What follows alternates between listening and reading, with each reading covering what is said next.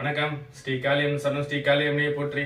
நான் உங்க அன்பு ஜோதிட கார்த்திக் ரகுராமனுங்க. இன்னைக்கு நம்மளோட எஸ்கே ஜோதிடத்தை பார்க்க போறது பாத்தீங்கன்னா, கிரகங்களோட அந்த கர்ம வினை நம்மளை எப்படி ஆட்கொள்ளுதுன்னு பார்த்துட்டு வந்துட்டு இருக்கோம் இல்லையா? அந்த வரிசையில இன்னைக்கு செவ்வாய் பகவானோட கர்ம வினை நம்மளை எப்படி ஆட்கொள்ளுது நம்ம தெளிவா பார்ப்போங்க. அதுக்கு முன்னாடி நீங்க இப்ப நம்ம SK astrology first time video பாக்குறீங்கன்னா நம்ம வீடியோ சப்ஸ்கிரைப் பண்ணுங்க, நம்ம சேனலுக்கு தொடர்ந்து ஆதரவு கொடுங்க. அதே மாதிரி நம்ம சேனல்ல பாத்தீங்கன்னா ராகுகேது பயிற்சி, குரு பயிற்சி, சனி பயிற்சி எல்லாத்தையும் வீடியோ கொடுத்துருக்கேன். அதே மாதிரி வக்ர பயிற்சிக்கான பலன்கள் வீடியோவும் இருக்குங்க, தவறாம அதை போய் செக் பண்ணி பாருங்க. இப்ப வாங்க நம்ம போயிட்டு இந்த கிரக வரிசையில இந்த கிரகத்தோட அந்த கர்ம வினை ஒவ்வொரு மனிதரையும் எப்படி அது பாதிக்குது நம்ம பார்த்துட்டு வருவோங்க.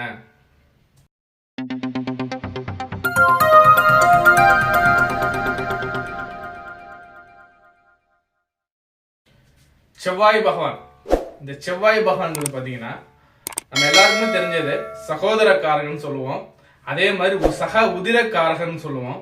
ரெண்டாவது இவரை பூமிக்காரகன் சொல்லுவோம் இல்லையா? இந்த செவ்வாய் பகவான் அவரோட அந்த பிறக்கும் போது அவர் என்ன சூழ்நிலை இருந்தாரு, இல்ல அவர் வாங்கி வந்த அந்த கர்ம வினை இந்த மக்களை எப்படி பாதிக்குது, எப்படி ஆட்கொள்ளுதுங்கிறது நம்ம மூல நூல்கள்ல சொல்லப்பட்டிருக்க அந்த விதிகளை வச்சு நம்ம தெளிவா பார்ப்போங்க.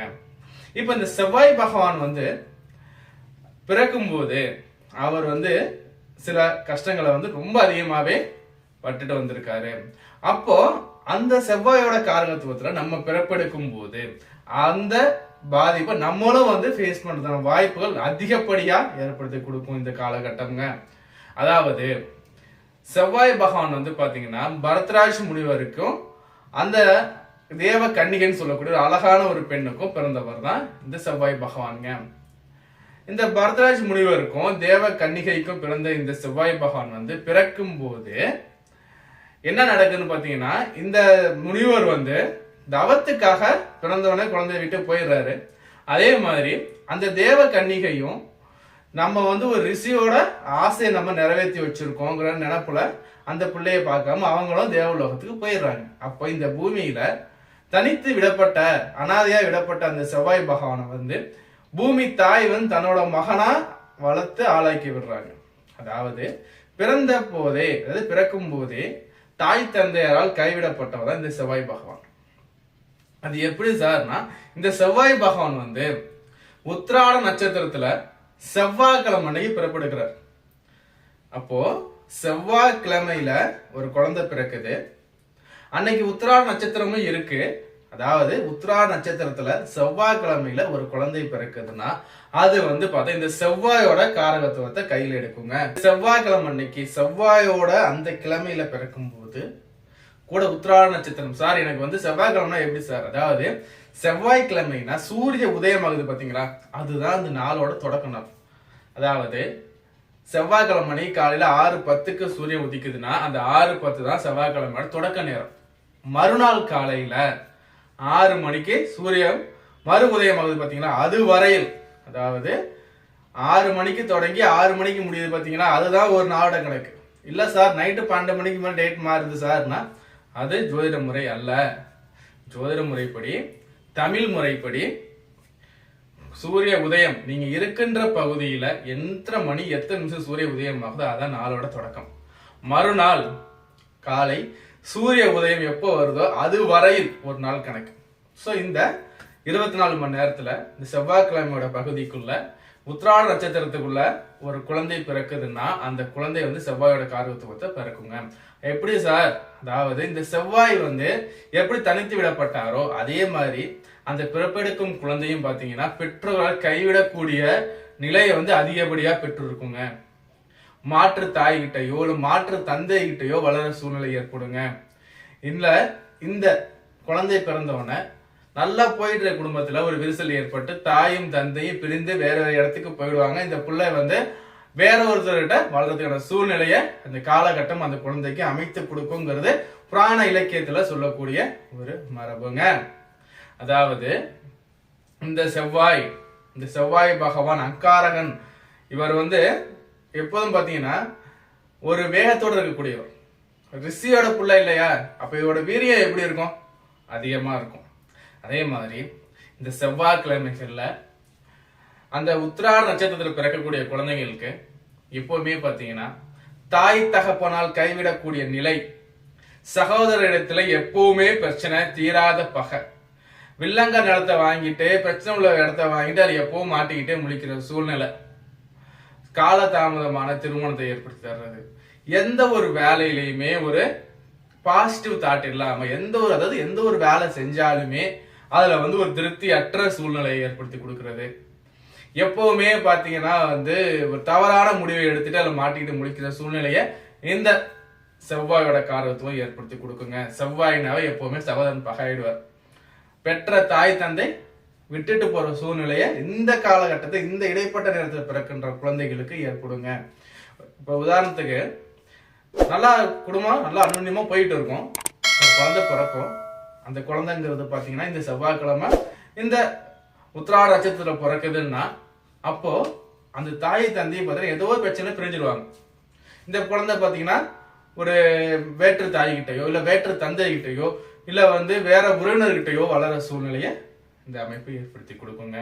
ஸோ இது மாதிரி அமைப்பு உங்க ஜாதகத்துல இருக்கு, இல்ல உங்க தெரிஞ்சவங்க ஜாதகத்துல இருக்குன்னா இதுக்கு என்ன சார் பரிகாரம்?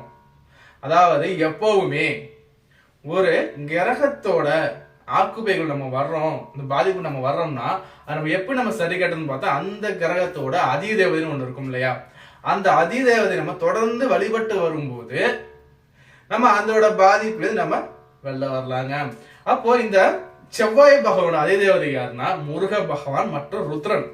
அப்போ இந்த முருக பகவானுக்கு நம்ம அந்த செவ்வாய்க்கிழமை தோறும் ஓகேங்களா விரதம் இருந்து முருகனை வழிபாடு பண்ணி வரும்போது நம்ம மனக்குறைகள் எல்லாமே இந்த முருகன் திருவடியில் நம்ம வைக்கும் போது உங்களுக்கு அந்த செவ்வாயோட காரகத்துவத்தோட அந்த வீரியத்தை நீங்க குறைச்சிட்டு வரலாங்க. தாக்கம் 100% குறையும்னு சொல்ல முடியாது, பட் ஆனா நம்ம அப் டு 60-70% வரைக்கும் நம்மளோட தியானத்தின் பேர்ல நம்ம அந்த வணங்குற அந்த வழிபாட்டு முறை மூலமா நம்ம அந்த இறை பக்தி மூலமா நம்ம கட்டுக்குள் கொண்டு வரலாங்கிறது நிதர்சனமான உண்மைங்க. இப்போ இந்த முருகனை எத்தனை நாள் தானே கும்பிடணும்னா அட்லீஸ்ட் குறைஞ்சது ஒரு மண்டலம் கும்பிடுங்க, 48 வாரங்கள் குறைஞ்சது. புரிஞ்சுங்களா? அப்படி நம்ம வணங்கி வரும்போது நமக்கு ஒரு நற்பலன் நம்ம வாழ்க்கையில் நடக்குது, நம்ம கண்கூடா பார்க்கலாம். அதே மாதிரி ருத்ரனையும் நம்ம வழிபாடு செய்யலாங்க. இதே பரிகாரம் தான் நம்ம செவ்வாய் தோஷம் சொல்றோம்ல, உங்களோட ஜாதகத்துல செவ்வாய் குற்றமாய் இருக்காரு, தோசைப்பட்டு போயிருக்காருனா நம்ம இந்த பரிகாரத்தை நம்ம அங்க அப்ளிகபிள் பண்ணலாங்க. அது நல்ல ரிசல்ட் கொடுக்கும். பரத்ராஜ் முனிவருக்கு அவருக்கு அதீத காமம், தவத்துல இருக்கும்போது அதீத காமம், அந்த அதீத காமத்தை எப்படியாவது நம்ம தனிச்சு ஆகணுமேங்கிறப்ப என்ன பண்ணாருன்னா அங்க இருந்த ஒரு தேவ கன்னிகிட்ட உறவு கொண்டு ஒரு குழந்தையை பெற்றெடுக்கிறார். புரியுதா? அந்த குழந்தை பெற்றெடுக்கும் போது அவரு அந்த நினைவு எப்படி போகுதுன்னா, ஆகா நம்ம தவத்துல இருந்தோமே, நம்ம தவத்தை நம்ம கெட்டு போயிடுச்சு நமக்கு சொல்லிட்டு உடனே என்ன பண்ணிடுறாருன்னா இறைவனுக்கு தவத்துக்கு போயிடுறாரு. இந்த அம்மா என்ன பண்ணிடுறாங்கன்னா நம்ம ஒரு மகா ரிஷியோட இச்சையை நம்ம தனிச்சிட்டோம் சொல்லிட்டு அவங்க அந்த ஒரு பெருமிதத்துல அவங்க என்ன பண்ணிடுறாங்க, அடுத்து அவங்க அந்த இடத்த விட்டு கிளம்பிடுறாங்க. இந்த அனாதையா விடப்பட்ட அந்த குழந்தைக்கு பூமி தாய் அந்த பிள்ளைய வளர்க்குறாங்க. எப்படி வேற ஒருத்தவங்களுக்கு பிறந்த பிள்ளைய இந்த பூமி தாய் தன் பிள்ளையா வளர்க்குறாங்க, தன் பிள்ளையா வளர்த்து ஆளாக்குறாங்க. ஆளாக்குனதுக்கு அப்புறம் இந்த செவ்வாய் பகவான் சிவனை நோக்கி கடும் தவம் இருக்கார். கடும் தவம் இருந்து நம்ம அந்த ஜோதிட அந்த கட்டத்துக்குள்ள ஆக்கிரமி பண்றார். அப்படியே அவர் வரும்போது அவரோட அந்த திதி அந்த நட்சத்திரம் அந்த நேர கட்டத்துல நம்ம பிறப்பு எடுக்கிறோமேனா நமக்கும் அதோட கர்ம வினை நம்மளை தொடர்றதுக்கு அதிகப்படியான வாய்ப்புகள் இருக்குங்க. சோ இந்த கதையில இருந்து உங்களுக்கு என்ன தெரியுதுன்னா எல்லாத்துக்குமே அந்த நேரம் காலங்கிறது ரொம்ப ரொம்ப ரொம்ப முக்கியம். புரியுதா? எங்க தாத்தா சொல்லுவாரு, 100 பேர் செய்ய வேண்டிய காரியத்தை ஒரு நாள் செஞ்சுட்டு போயிடும் பாம்பார். அந்த நாள்ங்கிறது ஒரு நேரம் காலம். புரியுதுங்களா? சோ அப்போ நம்ம நம்மளோட இந்த எஸ்கே அஸ்ட்ராலஜில உங்களுக்கும் ஜாதகம் பார்க்கணும், உங்களுக்கு ஜாதகம் பார்க்கணும், இல்ல நில வைக்க போறீங்க, அது நாள் குறிக்கணும், விவசாய பயிரிட போறீங்க நாள் குறிக்கணும், அறுவடைக்கு நாள் குறிக்கணும், இல்ல டேட்டா பர்த் தான் சார் இருக்கு, எனக்கு ஜாதகம் இல்லை, ஜாதகம் பார்க்க முடியுமானா பார்க்கலாம்.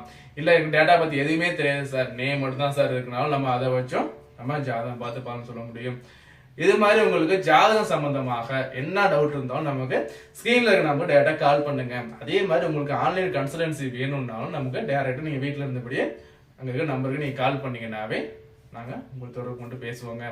அதே மாதிரி உங்களுக்கு என்ன விதமான ஜோதிட சம்பந்தமான கேள்விகள் இருக்குன்னா எனக்கு கமெண்ட்ல கொடுங்க, நம்ம அதை குறித்து நம்ம பேசுவோங்க.